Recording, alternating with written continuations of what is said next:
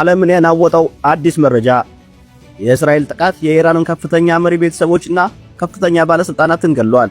ይህ ጦርነት ሕግን የጣሰና መላው መካከለኛ ምስራቅ ወደማይመለስ ሳት ውስጥ የከተተ ታሪካዊ ክስተት ነው። እስራኤል ለጥቃቱ የመረጠችው ኢላማና የኢራንን መሪ የግል በቀል ዓለምን ወደ ሶስተኛው የዓለም ጦርነት እየገፋት ነው።